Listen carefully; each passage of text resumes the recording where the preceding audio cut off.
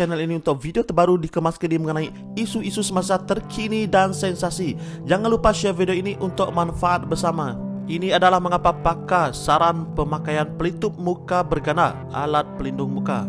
Dengan kemunculan virus baru, virus SARS-CoV-2, pakar kesihatan kini menyarankan orang ramai supaya memakai pelitup muka berganda dan alat pelindung muka. Baru-baru ini Ketua Pengarah Kesehatan Dr. Noor Hisham berkata terdapat keperluan untuk mengamalkan pemakaian pelitup muka berganda dan alat pelindung muka untuk mengurangkan penularan jangkitan COVID-19. Pusat Kawalan dan Pencegahan Penyakit CDC Amerika Serikat berkata pelitup muka berganda, iaitu penggunaan pelitup muka fabrik bersama pelitup muka pembedahan yang digunakan bersama alat pelindung muka boleh memberi perlindungan lebih baik berbanding hanya mengenakan pelitup muka kain atau pelitup muka pembedahan 3 lapisan. Pelitup muka tidak diperlukan sekiranya seseorang memakai jenis N95 yang boleh menapis sehingga 95 partikel yang terapung di udara. Pelitup muka berganda dan alat pelindung muka boleh melindungi pengguna daripada titisan pernafasan yang menyebarkan COVID-19 serta varian yang berbahaya. Alat pelindung muka memberi perlindungan luar terhadap titisan pernafasan dan partikel asing, manakala pelitup muka berganda pula menutup ruang yang masih terdedah pada pemakaian pelitup muka. Pemakaian pelitup muka kedua boleh memperbaiki kesesuaiannya, menapis dan menghalang blok partikel aerosol serta efektif. Ini kerana ia menggandakan lapisan bahan yang perlu dilalui virus yang mengandungi titisan pernafasan sebelum sampai ke bahagian muka, kata CEO Pusat Galen untuk Dasar Kesihatan dan Sosial Azrul Muhammad Khalid. Azrul berkata alat pelindung muka menawarkan perlindungan daripada pencemaran kepada pemakaian dan juga kepada orang lain. Ia memberikan perlindungan pada bahagian mata yang tidak boleh dilakukan dengan pemakaian pelitup muka.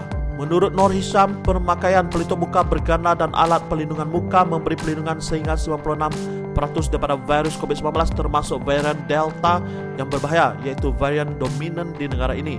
Manakala CDC berkata pelitup muka selapis hanya memberi perlindungan sebanyak 65% terhadap titisan air. Siapa, bila dan di mana? Pakar berkata amalan perlindungan secara berganda itu bukan pendekatan untuk semua.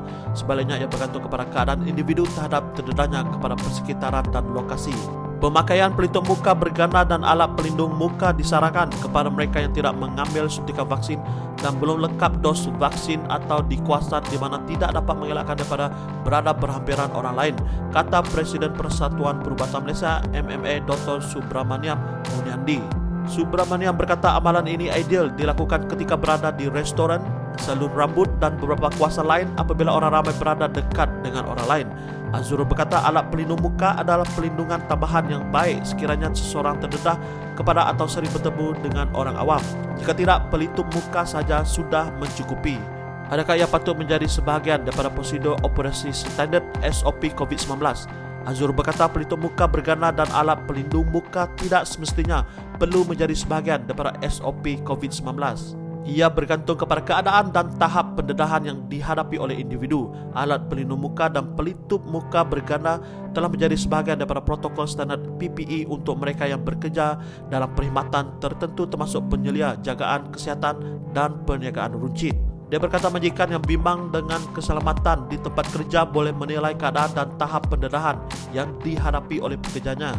Pertimbangkan sama ada pelindung muka diperlukan untuk pekerja seperti juruwang di pasaraya. Jika benar, pastikan pekerja dilengkapi alat pelindung muka dan memakainya ketika bekerja.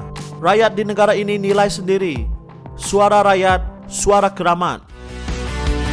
Sekian dari HSNC TV, terkini dan sensasi.